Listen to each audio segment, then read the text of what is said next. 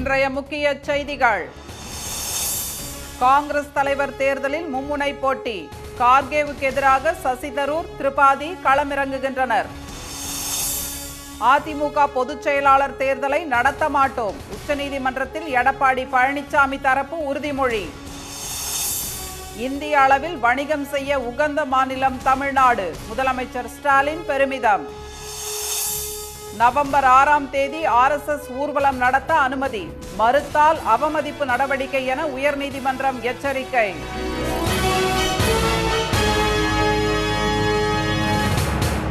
வணக்கம். வணக்கம். பரபரப்பாக எதிர்பார்க்கப்பட்ட காங்கிரஸ் தலைவர் தேர்தலில் மும்முனை போட்டி நிலவுகிறது. தலைவர் பதவியை ஏற்க திரு ராகுல் காந்தி மறுத்ததால் புதிய தலைவரை தேர்வு செய்வதற்கான தேர்தல் வரும் 17ஆம் தேதி நடைபெறுகிறது. இதற்கான வேட்புமனு தாக்கல் செய்வதற்கான கடைசி நாளான இன்று கர்நாடக மாநிலத்தைச் சேர்ந்த மூத்த தலைவர் திரு மல்லிகார்ஜுன கார்கே தேர்தல் நடத்தும் அதிகாரி திரு மதுசூதன் மிஸ்திரியிடம் மனு தாக்கல் செய்தார். அவரது மனுவை 30 தலைவர்கள் முன்மொழிய 10 தலைவர்கள் வழிமொழிந்தனர். 80 வயதான திரு கார்கே 50 ஆண்டு காலம் அரசியல் அனுபவம் மிக்கவர். தலைவர் தேர்தலில் தமக்கு வெற்றி கிடைக்கும் என்று பின்னர் செய்தியாளர்களிடம் பேசிய அவர் நம்பிக்கை தெரிவித்தார். इलेक्शन चलेगी। 17 तारीख अगर वोटिंग होगी तो 17 तारीख रिजल्ट्स जो आएंगे वो देखा जाएगा और मैं आपके ओर से திரு கார்கேவுக்கு ஆதரவு தெரிவித்து போட்டியிலிருந்து விலகுவதாக மத்திய பிரதேச முன்னாள் முதலமைச்சர் திரு திக்விஜய் சிங், ராஜஸ்தான் முதலமைச்சர் திரு அசோக் கெலாட் ஆகியோர் அறிவித்தனர். திரு கார்கேவை எதிர்த்து கேரளாவைச் சேர்ந்த மக்களவை உறுப்பினர் திரு சசி தரூர் போட்டியிடுகிறார். மேள தாளங்கள் முழங்க மனு தாக்கல் செய்த அவர் போட்டியில் இருந்து விலகும் பேச்சுக்கே இடமில்லை என்று திட்டவட்டமாக தெரிவித்தார். Take the trouble to file a nomination today. Why would I welcome the support of so many Karyakartas? As I said, 60 people from around the country are supporting me. Why would I do that in order to withdraw? You must understand, this is not, मैं हिंदी में कह सकता हूं आपको, ये तो एक युद्ध नहीं है. पार्टी के अंदर सहयोग, दो सहयोगी अगर उनके कल्पना लोगों को दिखाना चाहते हैं, उनके संकल्प के बारे में वो बताते हैं कार्यकर्ताओं को, ये तो कोई शत्रु दुश्मनी की बात नहीं है. தலைவர் பதவிக்கு ஜார்க்கண்ட் மாநில காங்கிரஸ் தலைவர் திரு KN திரிபாதியும் மனு தாக்கல் செய்துள்ளதால் மும்முனை போட்டி நிலவுகிறது. தலைவர் தேர்தலில் திரு கார்கே, திரு சசி தரூர், திரு KN திரிபாதி ஆகியோர் மட்டுமே போட்டியிடுவதால் காங்கிரஸ் கட்சிக்கு காந்தி குடும்பத்தைச் சேராத ஒருவர் 25 ஆண்டுகளுக்கு பிறகு தேர்வு செய்யப்படுவது உறுதியாகியுள்ளது. வேட்பு மனுக்களை திரும்பப் பெற வரும் 8ஆம் தேதி கடைசி நாள் என்பதால் அதற்குள் மாற்றங்கள் நடக்கலாம் என்றும் போட்டியின்றி தலைவர் தேர்வு செய்யப்படலாம் என்றும் காங்கிரஸ் வட்டாரங்கள் தெரிவித்துள்ளன. வாக்குப்பதிவுக்கு அவசியம் ஏற்பட்டால் தேர்தல் 17ஆம் தேதி நடைபெற்று 19ஆம் தேதி முடிவுகள் அறிவிக்கப்படுகின்றன. திரு ஓ பன்னீர்செல்வத்தின் மேல்முறையீட்டு வழக்கில் தீர்ப்பு வழங்கப்படும் வரை அதிமுக பொதுச் செயலாளர் தேர்தலை நடத்த மாட்டோம் என எடப்பாடி திரு பழனிசாமி தரப்பினர் உச்சநீதிமன்றத்தில் உறுதியளித்துள்ளனர். கடந்த ஜூலை 11ஆம் தேதி சென்னையில் நடந்த பொதுக்குழுவில் எடப்பாடி திரு பழனிசாமி அதிமுக இடைக்கால பொதுச் செயலாளராக தேர்வு செய்யப்பட்டார். அதை எதிர்த்து தொடரப்பட்ட வழக்கில் பொதுக்குழு செல்லாது என உயர்நீதிமன்ற தனி நீதிபதி தீர்ப்பளித்தார். ஆனால் இதற்கு எதிராக எடப்பாடி தரப்பின் மனுவை விசாரித்த 2 நீதிபதிகள் அமர்வு பொதுக்குழு கூட்டம் செல்லும் என உத்தரவிட்டது. இந்நிலையில் திரு OPS-இன் மேல்முறையீட்டு மனு உச்சநீதிமன்றத்தில் நீதிபதிகள் திரு MR ஷா, திரு கிருஷ்ண முராரி ஆகியோர் முன்பு இன்று விசாரணைக்கு வந்தது. அப்போது திரு பன்னீர்செல்வம் சார்பில் ஆஜரான மூத்த வழக்கறிஞர் திரு ரஞ்சித்குமார் இவ்வழக்கில் தீர்ப்பு வழங்கப்படும் வரை பொதுச் செயலாளர் தேர்தலை நடத்த தடை விதிக்குமாறு கேட்டுக்கொண்டார்.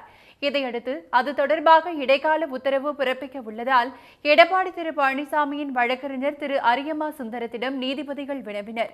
அதற்கு பொதுச் செயலாளர் தேர்தல் நடத்துவதற்கு எந்த ஏற்பாடுகளும் செய்யப்படவில்லை என எடப்பாடி தரப்பில் உறுதியளிக்கப்பட்டது.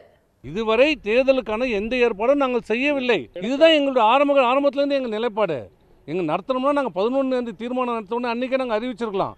நீதிமன்றத்தில் வழக்கு இருக்கிறதால நாங்கள் அதை நடத்தலை. ஏன்னா நாளைக்கு நீதிமன்றத்தில் எப்படி ஒன்று, அதனால் அந்த சட்டத்துக்கு உட்பட்டு தீர்ப்புகள் முடிந்து தீர்ப்புகள் வெளிவந்த பிறகு நாம் அந்த பொதுச் செயலாளருக்கான தேர்வுகளை ஆரம்பிக்கலாம் என்றுதான் எங்களுடைய முடிவு. அதை தான் நீங்கள் உச்சநீதிமன்றம் அதை திருப்தியாக ஏற்றுக்கொண்டு அதை பதிவு செய்து கொண்டு இன்றைக்கு அந்த வழக்கை தள்ளி வைத்திருக்கிறது. இதையடுத்து எடப்பாடி திரு பழனிசாமி தரப்பின் கருத்தை பதிவு செய்து கொண்ட நீதிபதிகள் வழக்கை நவம்பர் 21ஆம் தேதிக்கு ஒத்திவைத்தனர்.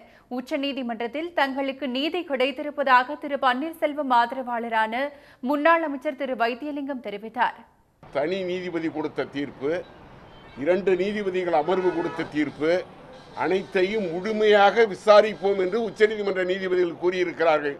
முழுமையாக விசாரித்து இந்த இடைக்கால இந்த தேர்தலை நடத்தக்கூடாது என்று சொன்ன உச்சநீதிமன்றம் சொன்ன கருத்து 11ஆம் தேதி நிறைவேற்றப்பட்ட அத்தனை தீர்மானங்களும் செல்லாது என்று சொல்வதற்கு முன்னோடியான தீர்ப்பு என்று நாங்கள் நினைக்கின்றோம். அதிமுக தலைமை விவகாரத்தில் தனித்து விடப்பட்டதாக கருதப்படும் திரு ஓ பன்னீர்செல்வம் தரப்புக்கு உச்சநீதிமன்ற வழக்கின் போக்கு உற்சாகம் அளித்துள்ளது. ஆனால் அதிகாரத்தை கைப்பற்றும் முயற்சியில் தீவிரமாக செயல்பட்டு வரும் எடப்பாடி திரு பழனிசாமி தரப்பினரே பொதுச் செயலாளர் தேர்தலை நடத்த மாட்டோம் என்று கூற வேண்டிய நிலை உருவானது பெரும் பின்னடைவாக கருதப்படுகிறது. ஸ்மார்ட் போன்கள் உற்பத்திக்கான முழு விநியோக சங்கிலியையும் தமிழகத்திற்கு கொண்டு வரும் நடவடிக்கைகளில் ஈடுபட்டிருப்பதாக முதலமைச்சர் திரு மு.க.ஸ்டாலின் தெரிவித்துள்ளார். செங்கல்பட்டு அருகே மஹிந்திரா சிட்டியில் 1100 கோடி ரூபாய் முதலீட்டில் அமைக்கப்பட்டுள்ள பெகட்ரான் தொழிற்சாலையை இன்று திறந்து வைத்து பேசிய அவர், தைவான் நாட்டின் மிகப்பெரிய நிறுவனங்களில் ஒன்றான பெகட்ரான் தமிழகத்தில் ஸ்மார்ட் போன் உற்பத்தியை தொடங்குவது மகிழ்ச்சி அளிப்பதாக கூறினார். இந்த நிறுவனத்தின் மூலம் 14,000 பேருக்கு வேலைவாய்ப்பு கிடைக்கும் என்பது மேலும் உற்சாகத்தை தருவதாக தெரிவித்த திரு ஸ்டாலின், ஒப்பந்தம் மேற்கொண்ட 18 மாதங்களில் பெகட்ரான் நிறுவனம் உற்பத்தியை துவக்கியிருப்பது தமிழகத்தில் முதலீட்டாளர்களுக்கு ஆதரவான சூழ்நிலை இருப்பதை வெளிச்சம் போட்டு காட்டுவதாக கூறினார். சீனாவில் தான் புதிய செல்போன் மாடல்கள் பெருமளவில் தயாரிக்கப்படுகின்றன. அதனை மாற்றி தமிழ்நாட்டின் அத்தகைய உற்பத்தி மையமாக மாற்றிட வேண்டும் என்ற நோக்கோடு நாங்கள் செயல்பட்டு வருகிறோம். ஸ்மார்ட் போன்கள் உற்பத்திக்கான முழு விநியோக சங்கிலியையும் தமிழ்நாட்டுக்கு கொண்டு வரும் முயற்சிகளையும் நாங்கள் மேற்கொண்டுள்ளோம். 2030ஆம் ஆண்டிற்குள் தமிழகத்தின் பொருளாதாரத்தை $1 டிரில்லியன் அளவிற்கு உயர்த்த வேண்டும் என்பதுதான் தங்களது இலக்கு என்று தெரிவித்த திரு ஸ்டாலின், அதற்கான முன்னெடுப்புகளை மேற்கொண்டு வருவதாக கூறினார். மின்னணுவியல் துறை மட்டுமல்ல, எந்த துறையாக இருந்தாலும் அந்த துறையில் தமிழகம் முன்னணி வகிக்க வேண்டும் என்பதுதான் திமுக அரசின் இலக்கு என்றும் தெரிவித்த அவர், முன்னணி அடைந்தவுடன் முதல் நிலையை நோக்கி உயர வேண்டும் என்பதே குறிக்கோள் என்றும் கூறினார். RSS ஊர்வலத்தை நவம்பர் 6ஆம் தேதி நடத்த அனுமதி வழங்குமாறு காவல்துறைக்கு உத்தரவிட்டுள்ள உயர்நீதிமன்றம் மறுத்தால் நீதிமன்ற அவமதிப்பு நடவடிக்கை மேற்கொள்ளப்படும் என எச்சரித்துள்ளது. தமிழகம் முழுவதும் 50க்கும் மேற்பட்ட இடங்களில் அணிவகுப்பு நடத்த RSS அமைப்புக்கு உயர்நீதிமன்றம் அனுமதி வழங்கியிருந்த நிலையில் சட்டம் ஒழுங்கு பிரச்சினை ஏற்படாமல் தடுக்க தமிழக அரசு அனுமதி மறுத்தது. இதை எதிர்த்து RSS தரப்பில் நீதிமன்ற அவமதிப்பு வழக்கும் போலீசார் தரப்பில் சீராய்வு மனுவும் தாக்கல் செய்யப்பட்டது. அவை நீதிபதி திரு இளந்தரையின் முன் இன்று விசாரணைக்கு வந்தபோது RSS தரப்பில் ஆஜரான வழக்கறிஞர்கள் உயர்நீதிமன்ற உத்தரவை மீறி ஊர்வலத்துக்கு அனுமதி மறுத்தது நீதித்துறையை கேலி கூத்தாக்கும் நடவடிக்கை என வாதிட்டனர். காவல்துறை சார்பில் ஆஜரான மூத்த வழக்கறிஞர் திரு NR இளங்கோ அக்டோபர் 2ஆம் தேதி மட்டுமே அணிவகுப்பு நடத்த தடை இருப்பதாகவும் மற்ற நாட்களில் நடத்த ஆட்சேபனை இல்லை என்றும் தெரிவித்தார். அரசு தலைமை குற்றவியல் வழக்கறிஞர் திரு அசன் முகமது ஜின்னாவும் பெட்ரோல் குண்டு வீச்சு தாக்குதல் சம்பவங்களுக்கு பிறகு 52,000 போலீசார் பாதுகாப்பு பணியில் ஈடுபட்டிருப்பதாக கூறினார். இதையடுத்து அக்டோபர் 2ஆம் தேதி சட்டம் ஒழுங்கு பிரச்சினை ஏற்படலாம் என்பதால் நவம்பர் 6ஆம் தேதி ஊர்வலம் நடத்தி கொள்ளலாம் என்று நீதிபதி கூறினார். அதற்கும் அனுமதி மறுக்கப்பட்டால் நீதிமன்ற அவமதிப்பு நடவடிக்கை எடுக்கப்படும் என்று காவல்துறையை அவர் எச்சரித்தார். பணவீக்கத்தை கட்டுப்படுத்தும் வகையில் ரெப்போ வட்டி விகிதம் 0.5% உயர்த்தப்படுவதாக ரிசர்வ் வங்கி அறிவித்துள்ளது. நிதிக் கொள்கை குறித்து முடிவெடுப்பதற்கான ஆலோசனைக் கூட்டம் மும்பையில் 3 நாட்கள் நடைபெற்றது. கூட்டத்திற்கு பின்னர் செய்தியாளர்களை சந்தித்த ரிசர்வ் வங்கி ஆளுநர் திரு சக்தி காந்ததாஸ், சர்வதேச பொருளாதார சிக்கல்களை கருத்தில் கொண்டு உள்நாட்டு பொருளாதார வளர்ச்சி மற்றும் பணவீக்கத்தை கட்டுப்படுத்தும் விதமாக ரிசர்வ் வங்கியிடமிருந்து வங்கிகள் பெறும் கடனுக்கான வட்டி 0.5% உயர்த்தப்படுவதாக தெரிவித்தார். இதனால் 5.4 இருந்த ரெப்போ வட்டி 5.9% அதிகரித்துள்ளது. The MPC decided by a majority of 5 members out of 6, and you guessed it right, to increase the policy repo rate by 50 basis points to 5.9% with immediate effect. இதனால் வங்கிகளின் நிரந்தர வைப்பு தொகைக்கான வட்டி விகிதம் உயர்வதுடன் தனிநபர், வீடு, வாகன கடன்களுக்கான வட்டி விகிதமும் உயர்கிறது. இந்தியாவில் பணவீக்கம் அதிகரித்துள்ள நிலையில் மே மாதம் 0.4, ஜூன் மாதம் 0.5, ஆகஸ்ட் மாதம் 0.5, தற்போது 0.5% என நடப்பு நிதியாண்டில் தொடர்ச்சியாக 4வது முறையாக வட்டி விகிதத்தை ரிசர்வ் வங்கி உயர்த்தியுள்ளது. இதன் மூலம் ரெப்போ வட்டி மொத்தம் 1.9% அதிகரித்துள்ளது. இனி வருவது செய்தி துளிகள். தமிழக மீனவர்கள் இன்னும் எத்தனை நாட்கள் இலங்கை சிறையில் அவதிப்பட வேண்டும் என மத்திய அரசுக்கு உச்சநீதிமன்றம் கேள்வி எழுப்பியுள்ளது. இலங்கை சிறையில் உள்ள மீனவர்களை விடுவிக்க கோரி தாக்கல் செய்த வழக்கில் மத்திய அரசு அறிக்கை தாக்கல் செய்யாததற்கு கண்டனம் தெரிவித்த நீதிபதிகள் மீனவர்களின் நிலை குறித்து 2 வாரங்களுக்குள் அறிக்கை தாக்கல் செய்ய உத்தரவிட்டனர். பொதுமக்கள் அனைவரும் பெருமளவில் ரத்த தானம் செய்ய முன்வர வேண்டும் என முதலமைச்சர் திரு மு.க. ஸ்டாலின் வலியுறுத்தியுள்ளார். தேசிய ரத்த தான தினத்தையொட்டி வாழ்த்து செய்தி வெளியிட்டுள்ள அவர், 1 யூனிட் ரத்தம் 3 உயிர்களை காப்பாற்றும் என்பதால் மக்கள் எந்த தயக்கமும் இல்லாமல் ரத்த தானம் செய்ய முன்வர வேண்டும் என கேட்டுக் கொண்டுள்ளார். 4ஆம் சுற்று கலந்தாய்வு முடிந்தவுடன் 1ஆம் ஆண்டு பொறியியல் மாணவர்களுக்கு வகுப்புகள் தொடங்கும் என உயர்கல்வித்துறை அமைச்சர் திரு பொன்முடி தெரிவித்துள்ளார். 2ஆம் கட்ட கலந்தாய்வில் கலந்து கொண்ட மாணவர்களுக்கு ஒதுக்கீட்டு ஆணையை வழங்கிய பின்னர் செய்தியாளர்களை சந்தித்த அவர், அடுத்த மாத இறுதியில் 1ஆம் ஆண்டு வகுப்புகள் தொடங்கும் என்று கூறினார். விருப்பமான கல்லூரிகளில் சேர்வதற்கு மாணவர்களுக்கு இறுதி வரை வாய்ப்புகள் வழங்கப்படுவதாக தெரிவித்த திரு பொன்முடி, இந்த ஆண்டு அண்ணா பல்கலைக்கழகத்தில் காலியிடமே இருக்காது என கூறினார்.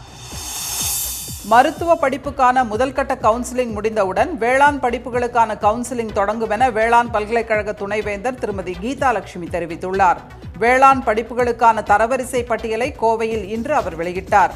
இதில் புதுக்கோட்டை, சேலம், ஈரோடு மாவட்டங்களைச் சேர்ந்த 7 மாணவர்கள் 200க்கு 200 மதிப்பெண் பெற்று தரவரிசை பட்டியலில் முதலிடம் பிடித்துள்ளனர். வேளாண் கவுன்சிலிங் தொடர்பாக சமூக வலைதளங்களில் தவறான தகவல் பரப்பப்படுவதாக குற்றஞ்சாட்டிய திருமதி கீதா லட்சுமி அவர்கள் மீது கடும் நடவடிக்கை எடுக்கப்படும் என எச்சரித்தார். கோவை மாவட்டம் வால்பாறையில் காட்டு யானை கூட்டம் வனப்பகுதியை விட்டு வெளியேறி எஸ்டேட் பகுதிகளில் புகுந்துள்ளதால் தொழிலாளர்கள் அச்சமடைந்துள்ளனர். அங்குள்ள ரேஷன் கடையை துவம்சம் செய்த யானைகள் குடியிருப்புகளில் நிறுத்தி வைக்கப்பட்டிருந்த 2 சக்கர வாகனங்களையும் தூக்கி வீசியதால் பீதியடைந்துள்ள தொழிலாளர்கள் யானைகளை விரட்ட வனத்துறையினர் நடவடிக்கை எடுக்க வேண்டும் என்று வலியுறுத்தியுள்ளனர். குஜராத் மாநிலத்தில் திறப்பு விழா காண்பதற்கு முன்பே மேம்பாலம் ஒன்று பொதுமக்கள் கண்முன்னே சரிந்து விழுந்த சம்பவம் அதிர்ச்சியை ஏற்படுத்தியுள்ளது. ஆனந்த் மாவட்டத்தில் உள்ள போர்ச்சாத் சவுக்கில் தண்டி யாத்ரா மார்க் என்ற இடத்தில் பல கோடி ரூபாய் செலவில் மேம்பாலம் கட்டப்பட்டு வருகிறது. பாலத்தின் கட்டுமான பணிகள் முடிவடையும் நிலையில் திடீரென பாலத்தின் பக்கவாட்டு பகுதி சீட்டுக்கட்டு போல் சரிந்து விழுந்தது. பாலம் இடிந்து விழும் காட்சிகளை இணையதளத்தில் பகிர்ந்துள்ள பலரும் இதுதான் பிரதமரின் குஜராத் மாடலா என்று வினவியுள்ளனர். திமுக பொதுக்குழு கூட்டம் சென்னையில் வரும் 9ஆம் தேதி நடைபெறும் என அக்கட்சியின் பொதுச் செயலாளர் திரு துரைமுருகன் அறிவித்துள்ளார். பச்சையப்பன் கல்லூரி எதிரே உள்ள செயின்ட் ஜார்ஜ் பள்ளியின் கன்வென்ஷன் சென்டரில் நடைபெறும் பொதுக்குழு கூட்டத்தின் போது தலைவர், பொதுச் செயலாளர், பொருளாளர் மற்றும் தணிக்கை குழு உறுப்பினர்களுக்கான தேர்தல் நடைபெறும் என அவர் தெரிவித்துள்ளார். இந்த பொறுப்புகளுக்கான வேட்புமனுக்கள் வரும் 7ஆம் தேதி பெற்றுக்கொள்ளப்படும் என திரு துரைமுருகன் கூறியுள்ளார். திருப்பதி பிரம்மோற்சவத்தின் 4ஆம் நாளான இன்று ராஜமன்னார் அலங்காரத்தில் மலையப்ப சுவாமி பக்தர்களுக்கு அருள் பாலித்தார். கற்பக விருட்ச வாகனத்தில் எழுந்தருளிய மலையப்ப சுவாமியை கோவிந்தா முழக்கத்துடன் ஏராளமானோர் தரிசித்தனர். இந்திய பங்குச் சந்தைகள் 7 நாள் தொடர் சரிவுக்கு பின் இன்று ஏற்றத்துடன் முடிந்தன. இன்றைய வர்த்தக முடிவில் மும்பை பங்குச்சந்தை குறியீட்டு எண் சென்செக்ஸ் 1017 புள்ளிகள் அதிகரித்து 57,426 புள்ளிகளாக இருந்தது. தேசிய பங்குச்சந்தை குறியீட்டு நிஃப்டி 276 புள்ளிகள் உயர்ந்து 17,094 புள்ளிகளாக இருந்தது. சென்னையில் இன்று ஆபரண தங்கம் சவரனுக்கு 136 ரூபாய் அதிகரித்து 37,576 ரூபாயாகவும் 1 கிராம் 4,697 ரூபாயாகவும் உள்ளது. வெள்ளி விலை கிராமுக்கு 50 காசுகள் உயர்ந்து 62 ரூபாயாக உள்ளது. மீண்டும் இன்றைய முக்கிய செய்திகள். காங்கிரஸ் தலைவர் தேர்தல் வரும் 17ஆம் தேதி நடைபெறும் நிலையில் வேட்பு மனு தாக்கல் இன்று நிறைவடைந்தது.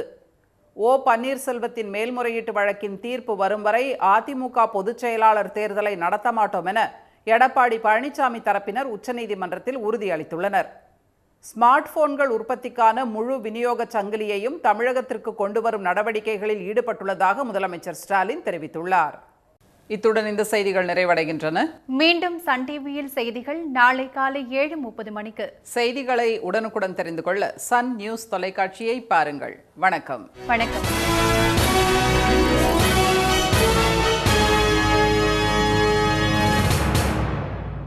உடனுக்குடன் செய்திகளை தெரிந்து கொள்ள சன் நியூஸ் பெல் ஐகானை கிளிக் பண்ணுங்க.